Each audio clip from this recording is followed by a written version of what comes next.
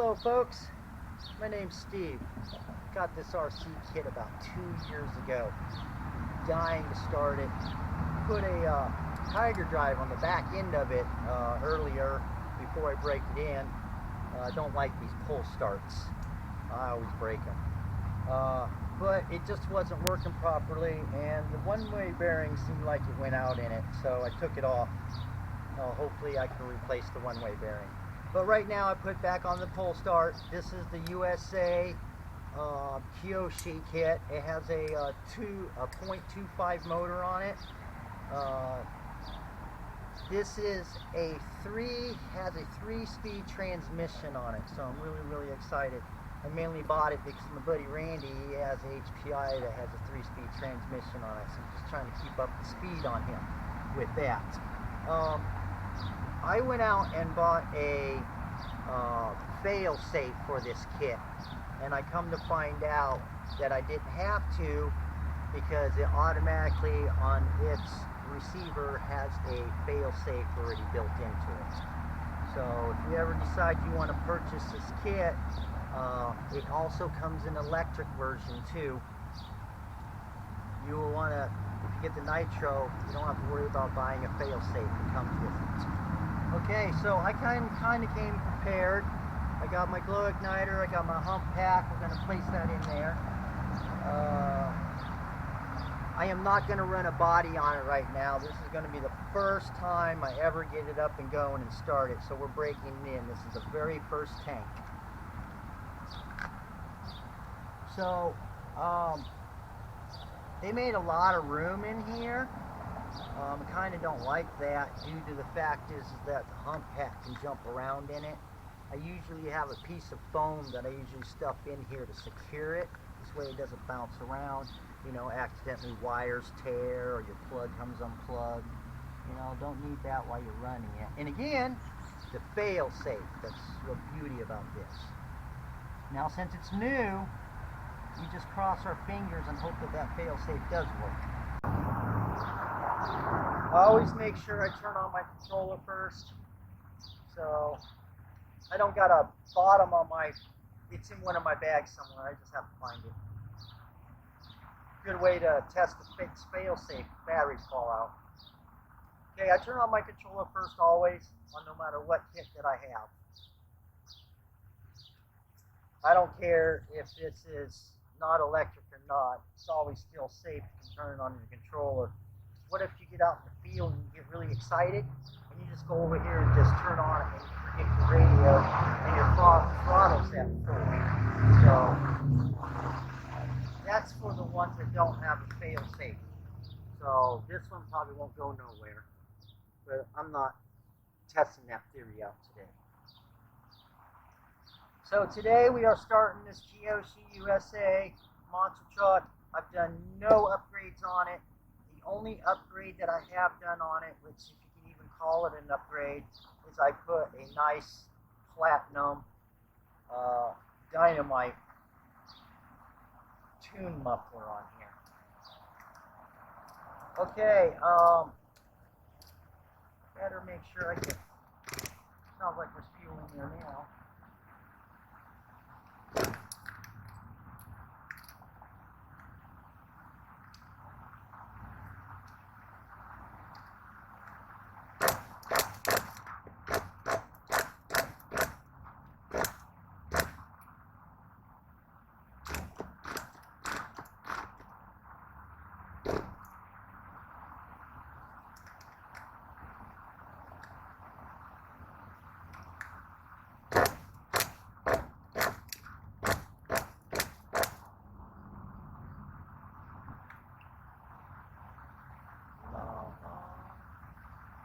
Throttle trim, steering trim, throttle EPA.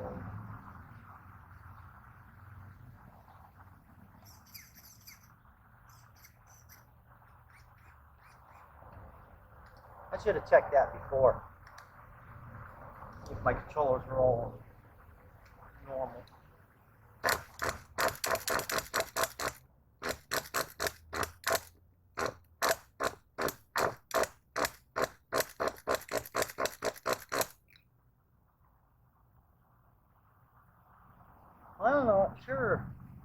glow igniter's dead.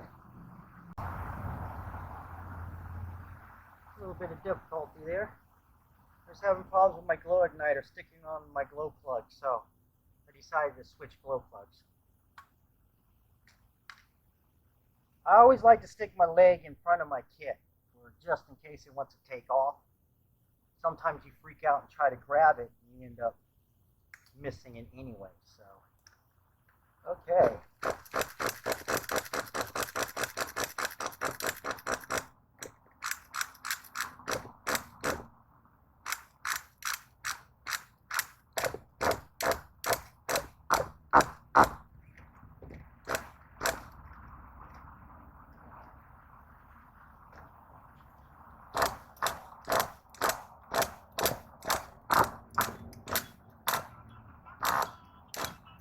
Uh-oh, we got some sound there.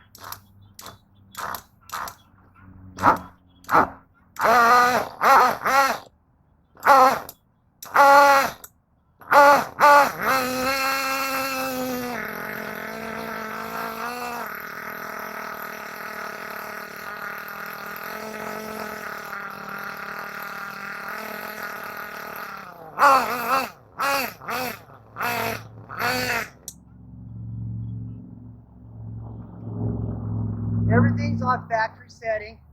That's why we got all this wonderful stinky smoke all around me. In the past, I used to buy this stuff that used to make the smell better. They don't sell it no more. Like cotton candy, watermelon, strawberry. Okay, let's try this again.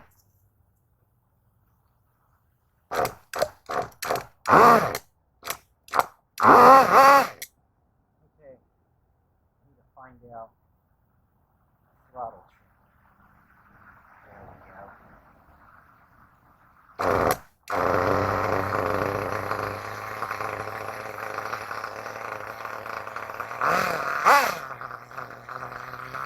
Okay, now this is the first time that she's been running. New controller, so I'm still trying to figure that out.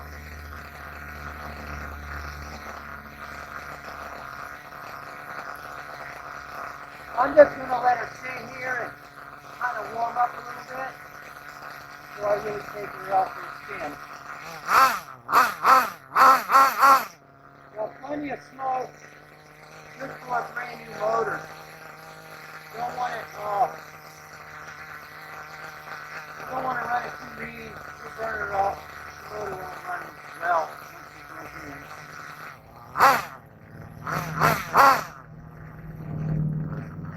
I think I'm just going to take her around and oh!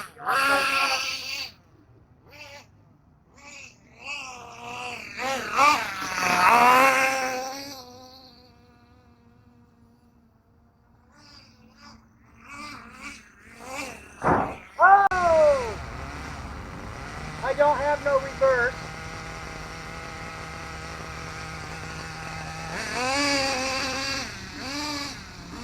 I do have a nice wheelie bar on it though. I'm really dying to check that out, but this is the first tank. Don't want to risk that.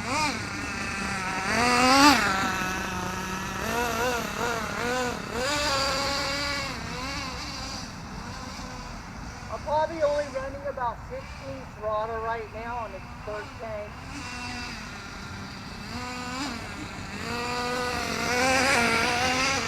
You don't want to run your kit really fast.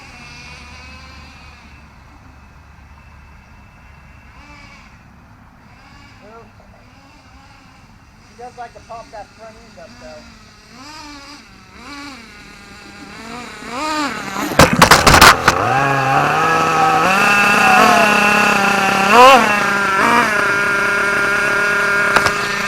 And that is the downfall of running an RC kit with your camera on a table.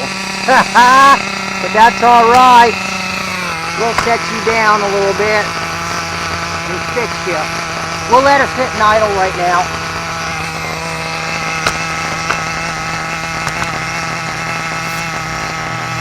Alright, we're going to adjust you right now. In fact, I'm going to move the camera. camera right here.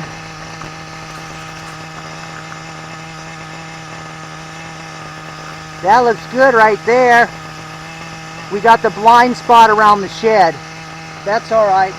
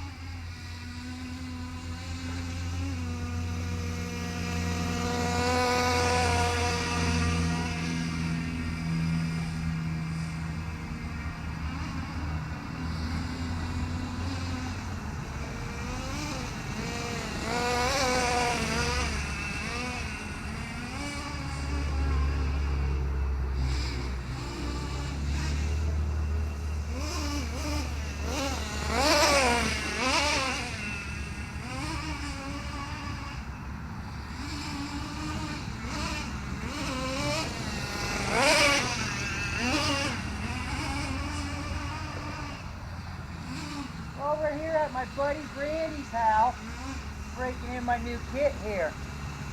He's been dying to see it run here for a while. He's running good.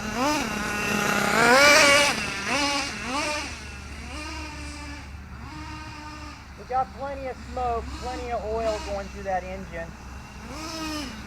Uh-oh, see that? Off his first wheelie. Woo, hey! That's only 16th throttle.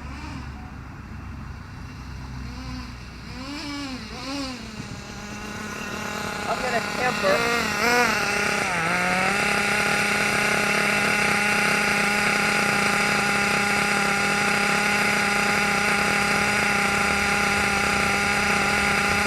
When I first temped her, she was reading like 189. But with her just idling, she dropped all the way back down to 132.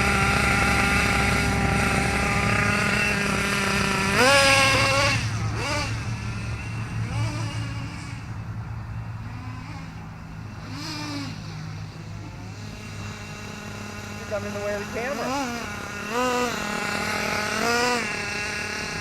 Okay, she's running a little high for me, so I'm going to turn down her throttle a little bit.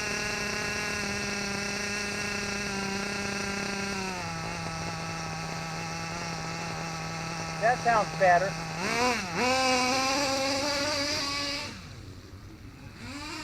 Whoa!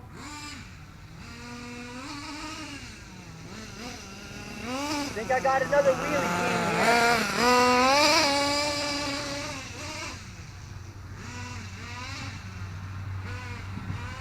Man, your tree's gotten bigger.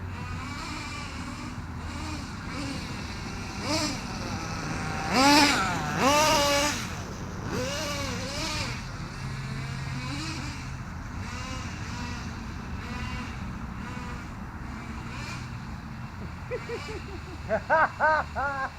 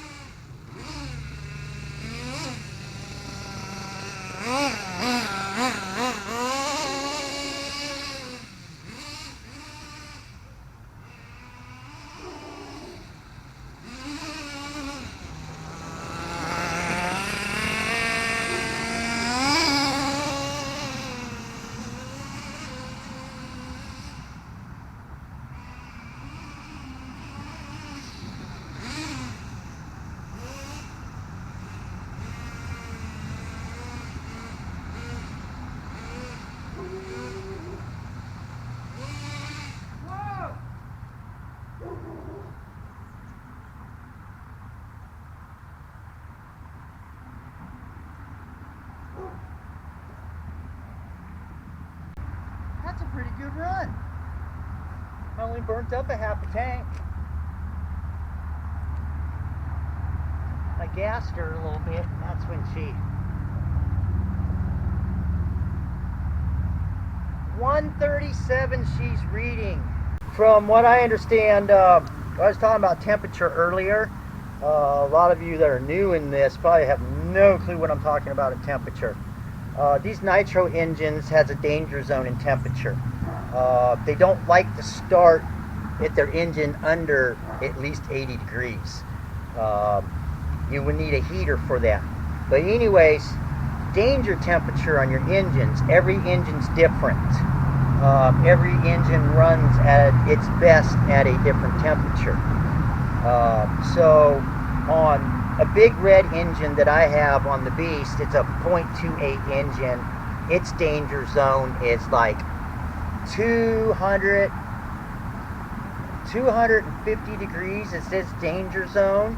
It likes to run best anywhere between 190 and 220.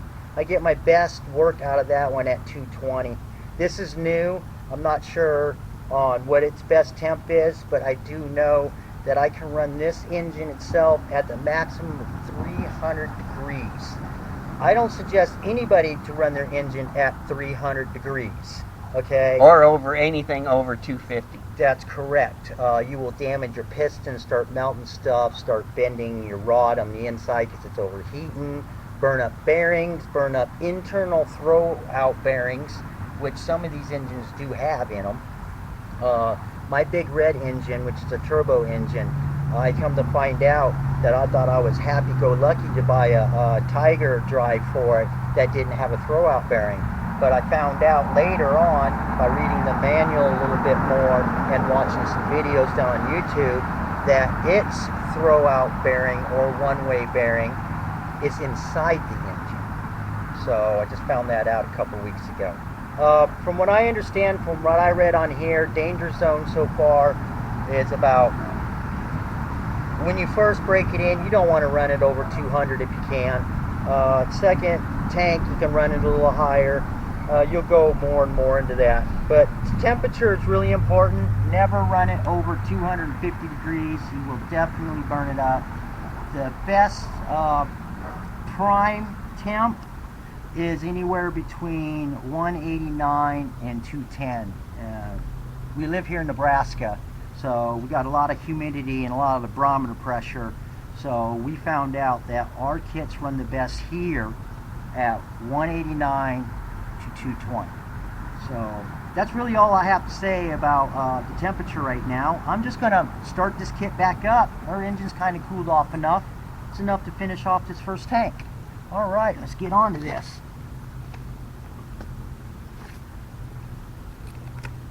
So she should start right on up. I am not going to mess with the needle valves. I'll do another video on the needle valve. But right now, today, it's nothing but first tank. When I do another video on the second tank, that's when we start messing with the carburetor to adjust the needles, to tune it up, to get her to where she runs great. Again, this thing has a 3-speed transmission to it, so at the second tank, she's going to possibly try to switch into second gear. Third gear, what I understand of things that I've read and on videos, you literally have to take the transmission out of this thing to adjust it to third gear. So there's a video on YouTube that I forget what it is, but they have a YouTube video on this kit on how to actually adjust the 3-speed transmission. It doesn't tell you in the manual, just to let you know that. Oh, she started up really good. We'll turn up that idle a little bit.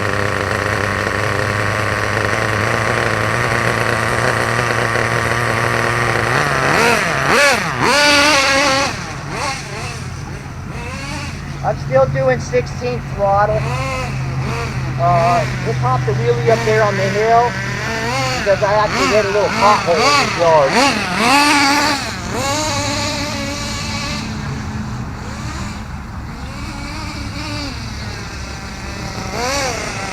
I personally think that the kit should be a little wider. She's kind of a little squirrely when you try to turn her. Like if I turn her too sharp, whoa! Don't want to do that yet. We're about to be intervened by a puppy dog.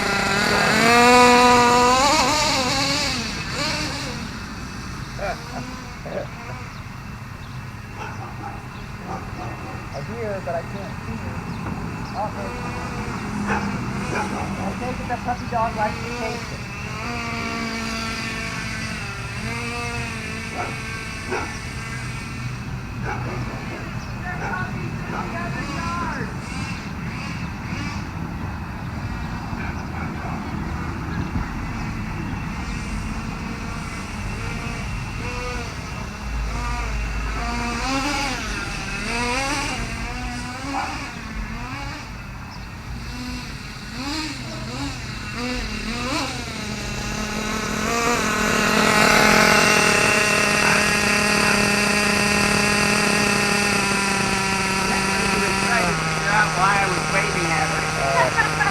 So I'm messing with my controller, as you seen a second ago.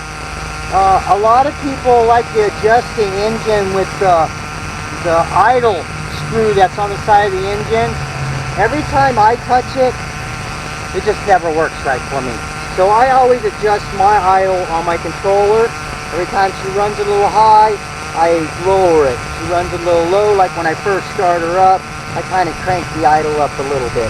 So I adjust my idle by my controller. A lot of the other people does it on the engine itself at the idle speed itself. My buddy Randy, he does it at the idle speed. I don't do that. I tinker with the carburetor enough as is.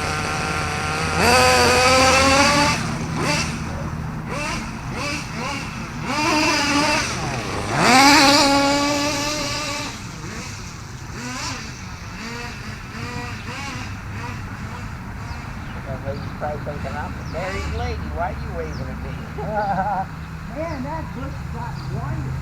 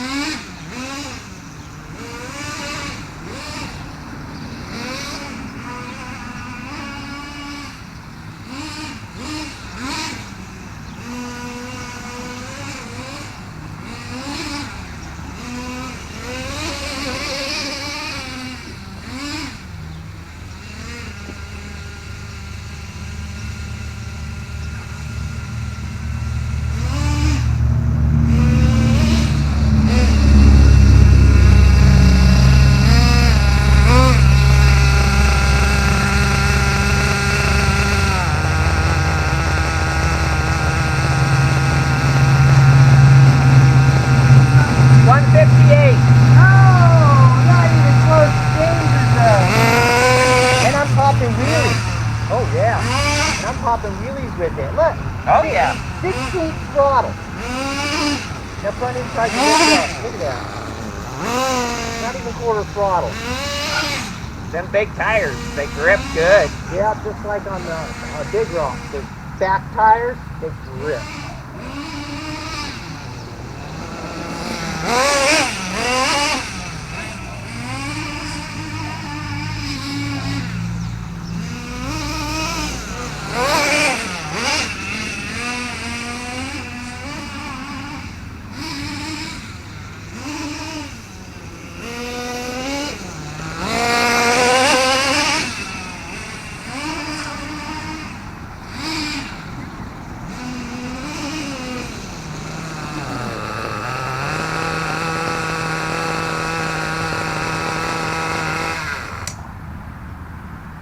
Okay folks, I just shut her off by the muffler area. I got little rubber silicone deals. That helps spray the oil down to the ground and not all over my kit.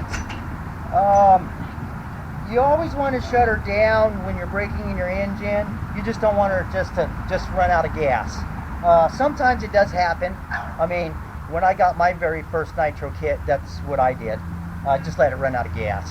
So, but I come to find out that's not really good for your engine. But I did it on my other kits that way in the past, and they were all fine, except for the 3-needle carburetor one. I messed that one up. Melted that piston like 3 times, so I stay away from the 3-needle carburetor now. So, she runs good. Temperature was running good. 159. There for a little bit she ran about 200, but that's expected. Everything's super tight, so you know the metal's starting to wear and stuff, so she'll cool off a little bit there. But make sure you always break your kit in on factory settings. If you do not know what factory settings in, jump on YouTube. There's people out there that know factory settings. There's a lot of people out there that don't know factory settings. But I'll make it easy for you. This is a Japanese motor, and anything from a 0.21 to a 0.28. The factory setting needles on this one is top speed, which is this top needle right here. That is 3.5. Your bottom needle down here is 3. And what I mean by the number 3 is you turn this screw all the way down to the bottom until it stops. Don't key-man it because you'll damage your needle. Just enough to where it stops. Then from there, you take it and you turn it back 3.5 full turns. Now this is on all the Japanese engines out there from 0.21 to 0.28. It is 3.5 on the top speed. It's 3.5 on the low speed. I made a mistake earlier. It's 3.5 on the low speed. So same thing on the low speed idle. Turn it all the way down till it stops, and then turn it back 3.5 full turns, and then you're good to go. And that is on all the Japanese engines. I did a couple of months research on all different ones, and they're roughly all the same in the Japanese. The smaller the engine, then of course the needle settings will change. So I do have a pamphlet at home that shows all those needle settings and everything else. Next time I do a video, if I remember to grab it, I'll bring it and then show you on different engines and what the needle types are, because everything's inside that manual. So, well, thank you for listening to me. Hopefully you loved the video on breaking in my engine. This is Crazy Steve. I really bash my kits and I break them every time I play with them. This is a rare occasion that I actually play with one and it's still in one piece. Well, thanks a lot guys. Catch you later. Come visit me on my next video.